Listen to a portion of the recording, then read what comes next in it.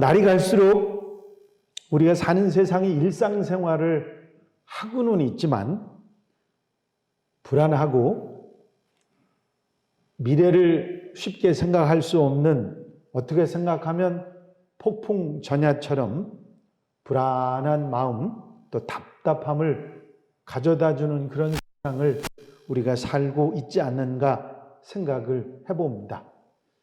들려오는 소식들은 모두가 마음을 기쁘게 하는 것보다는 조금 답답하게 하는 그런 일들이 많이 있지요. 특별히 코로나19를 통해서 우리에게 오는 일들은 단순히 질병만이 아니라 그걸로 인해서 경제적인 여러 가지 문제들을 낳고 있고 사회적인 문제도 낳고 있습니다.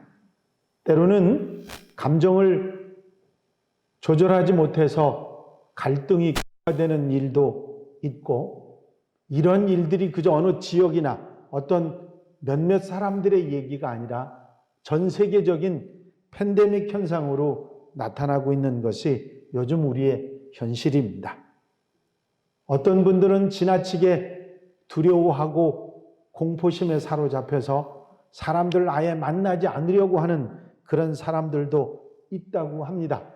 정말 지극히 중요한, 가장 중요한 사람의 마음의 평안이 필요한 그런 시대가 바로 이런 시대라 생각을 합니다.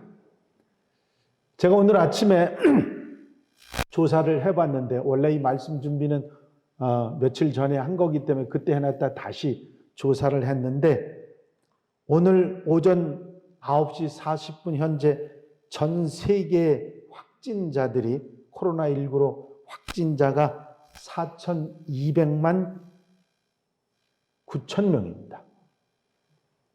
4,200만 여러분들 짐작이 되십니까? 사망자들이 115만이나 되고요. 치명률이 2.7%이고 이 코로나19가 발생한 나라가 216나라입니다. 그저 한두 나라, 12개 나라 뭐 이런 나라 얘기가 아니라 200나라가 넘는 전 세계적인 현상입니다. 우리나라에서는 확진자가 25,836명, 다행히 감사하게도 150명이 넘던 어제의 상황이 아니라 오늘은 61명으로 줄어들기는 했습니다만은 우리나라에서도 사망자가 457명이고 치명률이 우리나라도 1.7% 정도 되는, 사실 우리나라도 안심할 수 있는 그런 상황이 아닌 그런 현상입니다. 점차로 약화되고는 있지만 이 가을 겨울이 또 어떻게 지나갈지 모르는 그런 상황이 되기도 합니다. 이렇게 절망적이고 암담한 소식만 있는 것은 물론 아닙니다. 이제 백신이 또 치료제들이 열심히 의학자들이 연구를 해서 머지않았다 하는 얘기도 12월 말일에 될 것 같다 그런 얘기도 있고, 좀 암담하게 보는 분들은 내년이라도 힘들겠다 그런 얘기를 하는 분들도 있는 것이 사실입니다.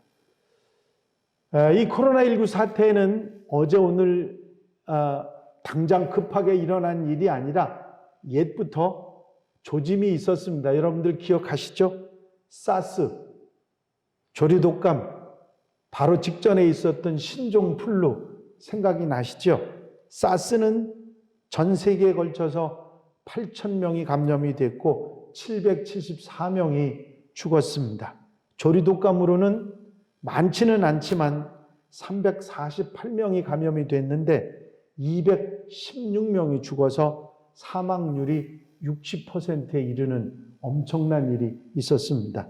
신종플루는 2009년에 처음 발생해서 이제 소멸이 됐다고 하지만 아직도 독감은 우리가 예방주사로 인해서 많이 힘들어하고 있지 않습니까? 그때 사망자들이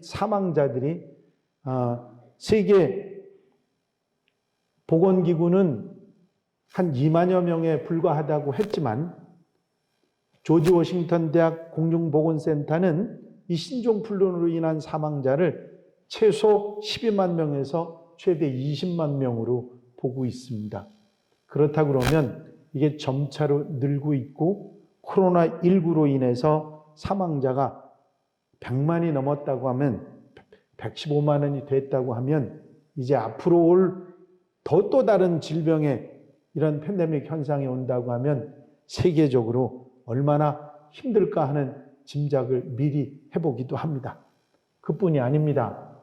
해마다 오는 태풍, 지진, 테러, 기아로 인해서 해마다 600만 명이 굶어 죽고 있는 그런 세계적인 기아 현상도 일어나고 있습니다. 날이 갈수록 강력범죄도 일어나서 재앙이라고 하는 이야기를 당연시하게 될 수밖에 없는 그런 현상이 전 세계적으로 일어나고 있습니다.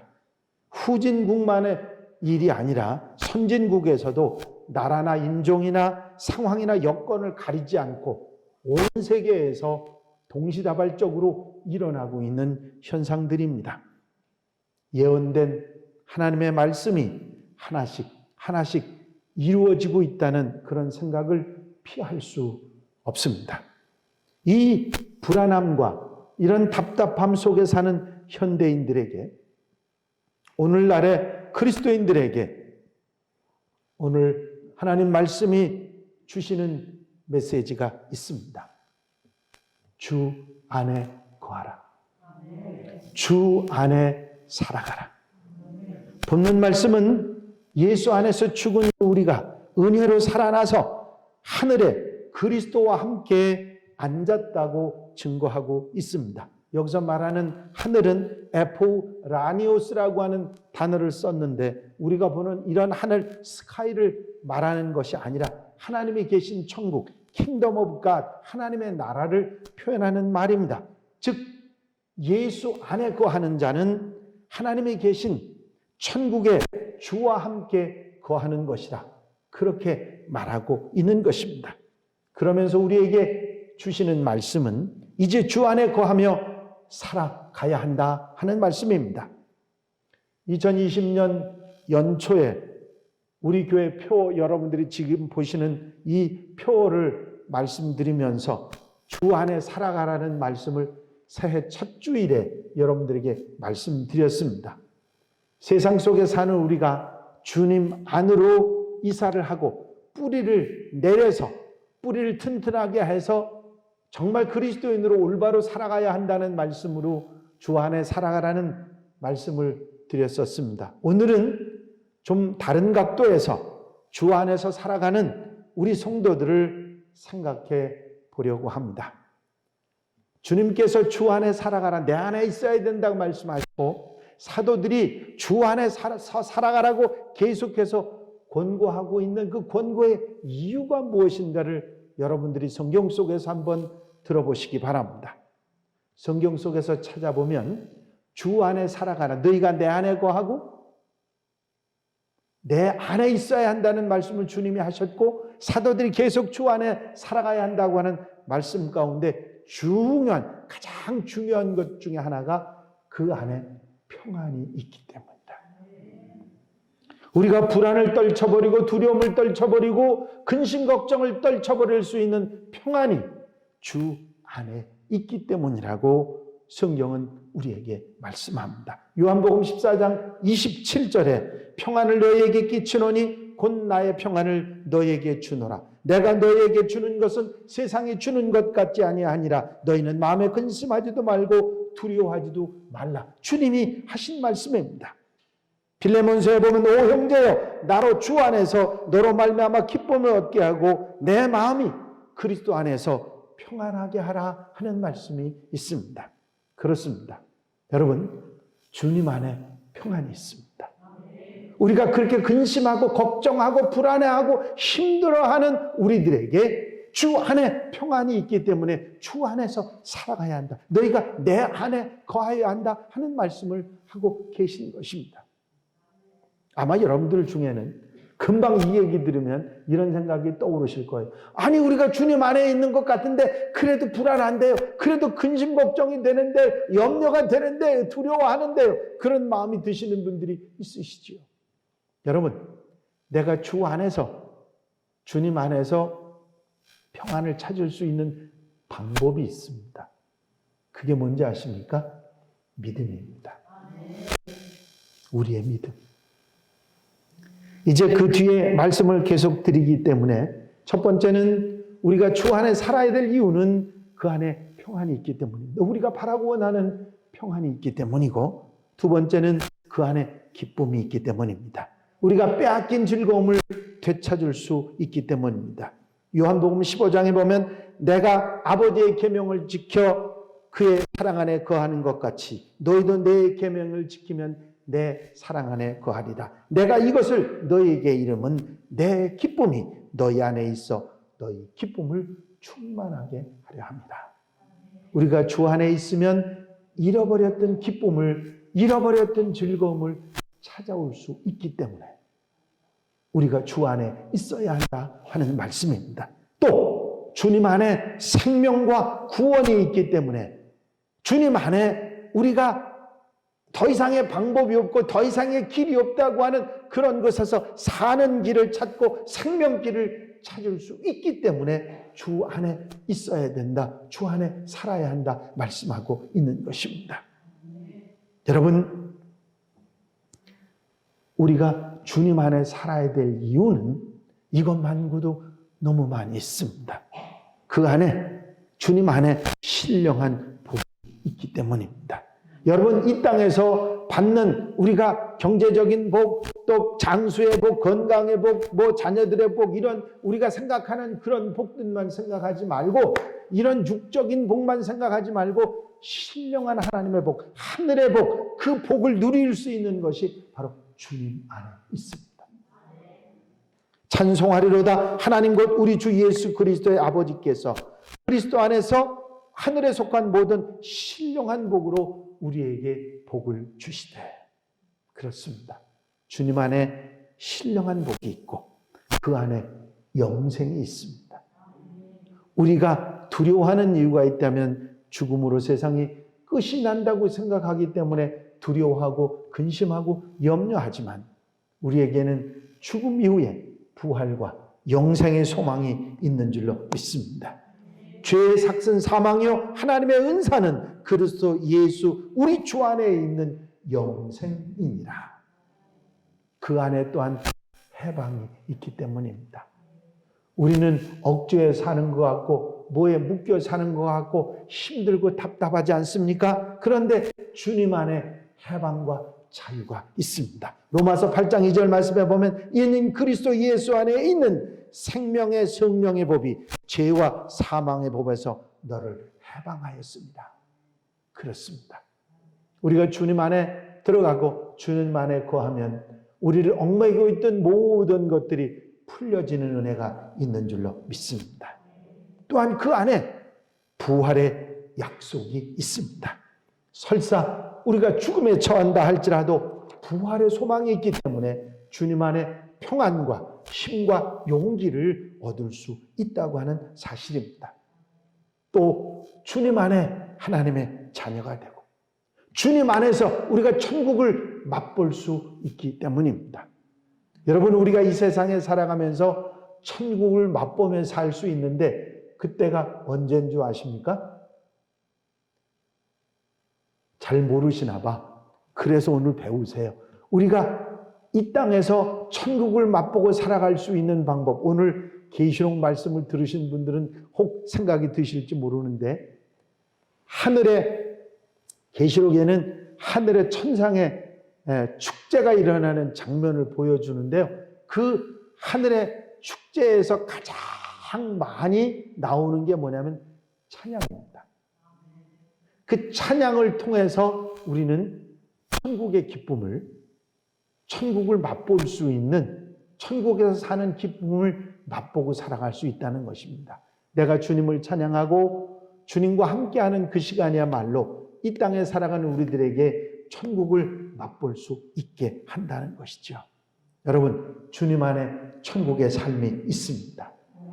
우리 주님 안에 풍성한 은혜가 있습니다. 밖에서 구경만 하지 말고, 밖에서 불안하게 걱정하고 염려하지 말고 주님 안에 들어가서 믿음으로 주님 안에서 우리가 그것을 바라볼 때 하나씩 하나씩 새롭게 내게 다가오는 은혜가 될 줄로 믿습니다. 또한 주님 안에서 우리는 믿음의 큰 담력을 얻을 수 있습니다. 예수 안에서, 디모데전서에 보면 그리스도 예수 안에 있는 믿음의 큰 담력을 얻느니라 말씀하고 있습니다. 여러분, 우리가 그리스도 안에 있으면서 믿음을 가지고 세상을 보면 담력을 얻게 되는 줄로 믿습니다. 주님 안에 기도의 응답이 있습니다. 너희가 내 안에 거하고 내 말이 너희 안에 거하면 무엇인지 원하는 대로 구하라. 그리하면 이루리라. 여러분, 이런 귀한 것들이 주 안에 있으니 답답한 세상 속에서, 불안한 세상 속에서 나와서 그리스도와 함께 그 안에 천국을 누리고 살아가라는 그런 말씀을 하고 계신 것입니다. 주 안에 살아가라 하는 말씀은 다른 말로 바꾸면 천국을 맛보고 천국을 누리며 살아갈 수 있는 성도들이 되라는 말씀인 것입니다. 여러분, 우리는 이 세상 속에 살아가고 있습니다. 그러나 우리가 주 안에 거하게 되면, 주 안에서 살아가게 되면 우리는 이 세상에 살지만 천국의 맛을 보고 천국을 누리며 사는 천국 백성이 될 수 있을 줄로 믿습니다. 여러분, 주 안에 거하는 주님의 자녀들에게 이런 은혜와 축복을 주시는데, 그러면 우리가 어떻게 주 안에 살아갈 수 있는가?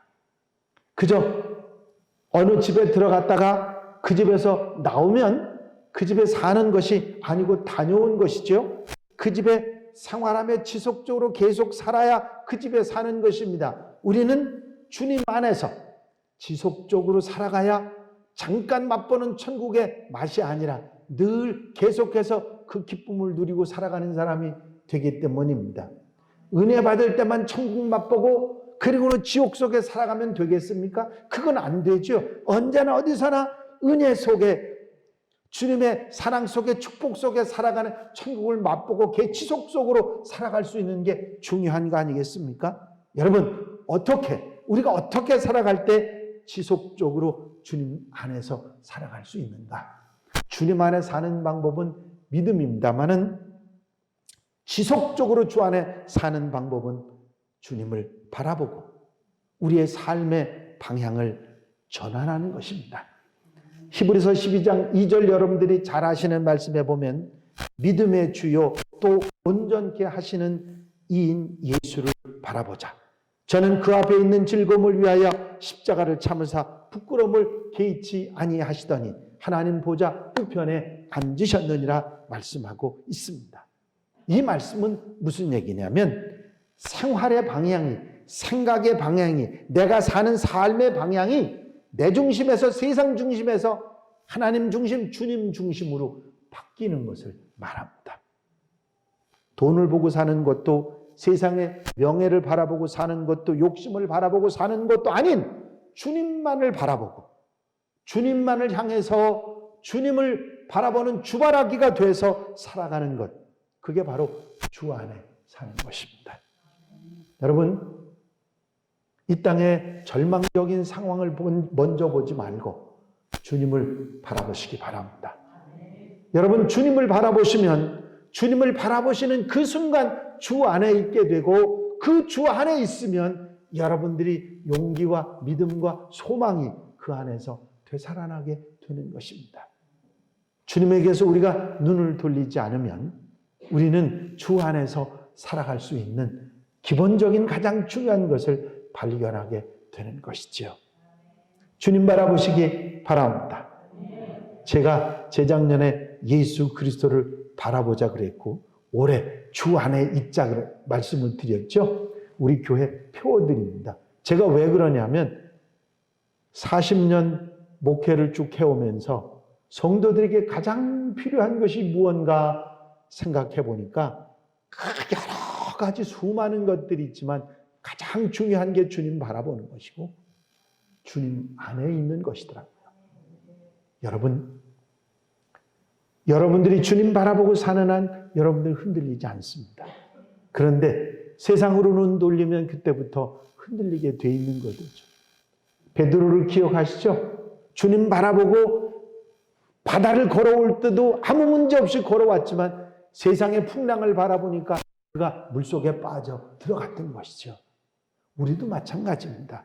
주님 바라보면 그게 풍랑이든 바다 위든 아무 상관없이 주님 앞으로 갈 수 있는데 바람을 보고 파도를 보고 풍랑을 바라보면 우리는 빠져 들어가게 되는 것이거든요. 여러분, 주님 바라보시기 바랍니다. 어떤 경우에서도 주님에게 눈 돌리지 않고 주님을 바라보고 삶이 주님을 향한 삶이 되어질 때 우리는 주 안에서 지속적으로 사는 하나님의 백성들이 되는 줄로 믿습니다. 1850년 1월 6일 날 영국의 콜체스터 시는 아주 심한 눈보라로 인해서 시 전체가 마비돼 버렸습니다. 그런데 한 소년이 그 눈보라로 인해서 눈이 산더미같이 쌓임으로 인해서 늘 다니던 교회를 갈 수가 없었습니다. 그래서 제일 가까이에 있는 교회에 들어가서 예배에 참석하게 됩니다. 그 교회에서는 목사님이 출타하셨다 눈 때문에 못 오시고 그 목사님을 대신해서 한 평신도가 서툴게 설교를 하고 있었습니다. 그 평신도가 설교한 본문은 이사야 45장 22절 말씀, 땅끝의 모든 백성아 나를 앙망하라 그리하면 구원을 얻으리라 하는 말씀이었습니다. 여러 달 동안 이 소년은 마음의 곤고함과 죄에 대한 괴로움으로 많이 힘들어하고 있었는데 비록 교회에서 그 소년이 자랐지만 그의 아버지, 할아버지는 목사님이었습니다. 구원의 확신을 가지고 있지 못했습니다. 그 소년이 앉아서 그 서툴게 말하는 설교자의 설교를 듣고 있었습니다. 이 평신도 설교자는 별다른 말을 하지 않은 채 그 본문만을 계속해서 반복했습니다. 그리고 이렇게 말합니다. 사람은 바라보는 것을 배우기 위해서 대학에 갈 필요가 없습니다. 누구든지 마음만 먹으면 무엇이든지 바라볼 수 있지요. 그건 어린아이라도 할 수 있는 겁니다. 열변을 토하면서 이렇게 돌아보던 그 설교자는 자기 교회에 오지 않던 한 소년이 앉아있는 것을 보고서 이런 얘기를 했습니다. 여보게 소년, 자네는 아주 피곤해 보이는군. 예수 그리스도를 바라보게. 그때 그 소년은 믿음으로 예수 그리스도를 바라보았는데 이것이 바로 영국 전체를 뒤흔든 위대한 설교가인 스펄전 목사님의 회심의 경험이었습니다. 여러분, 주님을 바라보면 됩니다. 주님을 바라보면 주님에게서 눈 돌리지 않으면 우리는 지속적으로 주님 안에 살아갈 수 있는 것입니다. 그리고 주님 안에 있는, 주님 안에서 지속적으로 계속해서 머무를 수 있는 가장 중요한 것, 그것은 믿음입니다. 우리가 믿음을 가지면 주 안에 있고 불신의 마음을 품고 믿지 못하는 마음을 가지면 주님에게서 떠날 수밖에 없는 것입니다. 갈라디아서 3장 26절에 너희가 다 믿음으로 말미암아 그리스도 예수 안에서 하나님의 아들이 되었으니 누구든지 그리스도와 합하여 세례를 받은 자는 그리스도로 옷 입었느니라. 우리가 그 안에서 그를 믿음으로 말미암아 담대함과 하나님께 당당히 나아감을 얻느니라 말씀하고 있습니다. 어떤 때는 믿고 어떤 때는 믿지 못하는 그런 삶의 모습이 아니라 항상 믿음으로 사는 것. 그게 지속적으로 주님 안에 있는 삶의 모습인 것입니다. 지속적인 예배 생활을 통해서 늘 믿음 생활 지키고, 그래도 의심이 날 때는 믿으려고 노력하고 기도하고, 불안할 때는 더욱 찬송하고, 흔들릴 때는 더욱 성경 말씀에 매달리는 그런 믿음으로 살아가는 그 삶이 바로 주 안에 지속적으로 사는 것입니다. 여러분, 주님을 바라보는 것도, 주 안에서 흔들리지 않는 믿음을 가지는 것도 언제나 계속되는 그런 단 한 번의 사건이 결코 아닙니다. 지속적으로 계속적으로 이것이 반복되어야 되는데, 믿음으로 구원받는 것은 예수님을 영접한 순간에 얻어지는 유일적인 사건이지만, 믿음의 지속, 견디고 성장하고 축복받고 능력 얻는 믿음은 이렇게 기도하고 찬송하고 말씀 보고 예배를 통해서 지속적으로 계속되는 것입니다. 죄송한 얘기지만 예배에 빠지고 예배를 등한히 하면 믿음이 없어집니다.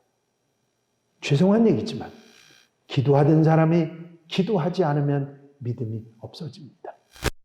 죄송한 얘기지만 성경 보던 사람이 성경 보지 않으면 믿음이 없어집니다.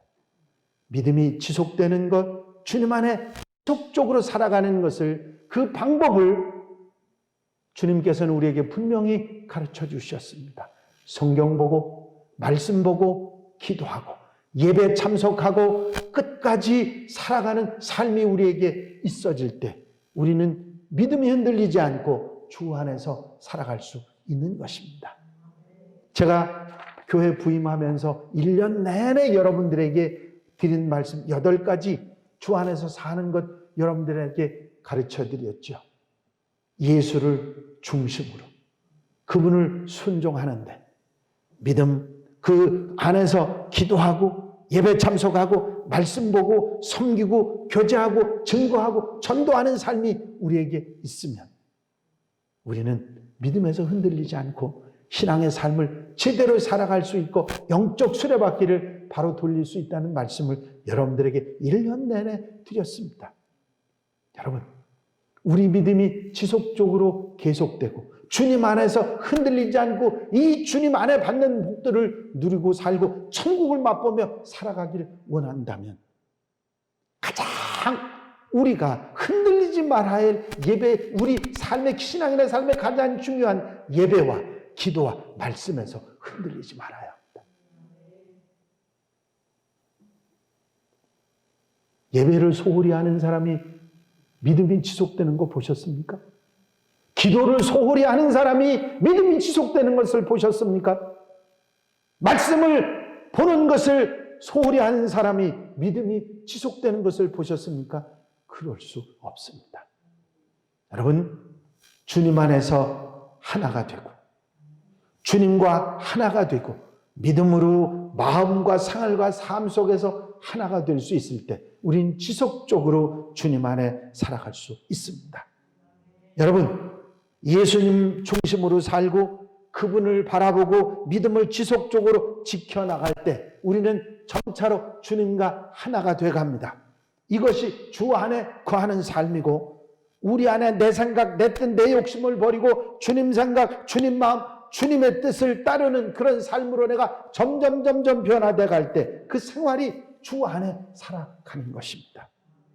또 주님이 주신 사명, 복음을 위해서 사랑하는 사람들 위해서 복음을 들고 그들의 생명을 구하는 것도 역시 주님과 함께 주님 안에 사는 것입니다. 주님과 하나 되어야 되는 거죠.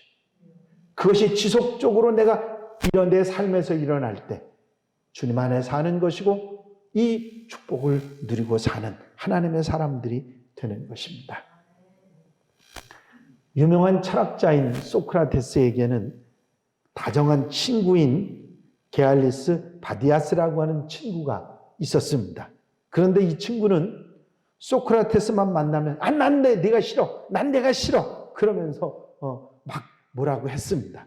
그 이유는 소크라테스만 만나면 자기의 부족한 모습이 거울 앞에서 드러나는 것처럼 드러나서 아주 창피했기 때문에 내가 싫어, 나 가까이 오지 마라 그러고 살았다고 합니다. 그렇지만 그러면서도 그들은 아주 자주 만났습니다. 만날 때마다 자기의 부족한 모습이 소크라테스 인격 앞에 드러나고 부끄러워하긴 했지만 결국은 이 게알리스파디아스는 소크라테스 같은 훌륭한 인격을 갖추게 됐다고 합니다. 왜요? 계속해서 만나니까 닮아갈 수밖에 없었다는 얘기죠. 여러분, 우리도 주님을 만나고 예배하고 기도하고 찬송하고 말씀 보면서 살아갈 때 조금씩 우리 주님을 닮아가게 되는 줄로 믿습니다. 우리가 주님을 닮기 위해서 그와 함께 안 하는 노력을 잃어버려서는 우리는 믿음도 잃어버리게 되는 것입니다. 저는 처음에는 코로나19가 시작될 때 어떤 목사님이 이건 알곡과 쭉종이를 골라내는 그런 시험이라고 얘기했을 때 에이 그렇게까지 말씀하실 거 뭐 있느냐고 제가 그런 얘기를 했는데 아닌 게 아니라 시간이 지나면서 생각해 보니까 이게 우리의 믿음의 시험이었습니다. 여러분, 절대로 어떤 상황 속에서도 우리는 내가 충실히 해야 될 것에 요만큼도 게을러져서는 안 됩니다. 예배에도 기도 생활에도 말씀 보는 생활에도 절대로 게을러지면 안 됩니다. 그건 우리가 믿음을 떠나는 것이 되기 때문이죠. 주님을 떠나면 주님 안에서 누리던 평안이 사라집니다. 두려움과 근심과 걱정이 내게 찾아오고 나를 힘들게 합니다. 그러나 내가 주님을 떠나지 않고 주님을 닮아가고 믿음으로 예배하고 기도하고 믿음이 내 마음속에 계속해서 자리 잡을 때 용기가 나고 담대함이 생기고 이기고 승리하게 되는 놀라운 역사가 있는 줄로 믿습니다. 주 안에 사는 것은 주님께서 우리를 위해 마련해 두신 축복입니다. 주 안에 사는 맛만 보지 말고 아는 것으로 끝나지 말고 그 안에 누리며 사는 복이 되는 여러분들이 되시기를 바랍니다. 불안하게 마음 불편하게 근심 걱정 많은 세상 속에서 우리가 평안을 누리고 천국의 기쁨과 즐거움을 맛볼 수 있는 것은 주님 안에 있을 때입니다. 주 안에서 주님께서 우리를 위해 마련하신 귀하고 복된 삶을 누리고 후회하지 않는 그리스도인의 삶을 살아가는 한양가족들, 온 성도들이 되시기를 바랍니다. 주 안에 살아가야 됩니다. 주님 떠나지 말아야 됩니다. 주님에게는 눈 돌리지 말아야 됩니다. 여러분들의 믿음으로 흔들리지 않는 믿음으로 이 어려움을 잘 극복하고 잘하였도다 착하고 충성된 종아 칭찬받는 하나님의 사람들 하나님의 일꾼들이 다 되시길 주의 이름으로 축원합니다. 축원합니다. 기도드리십니다.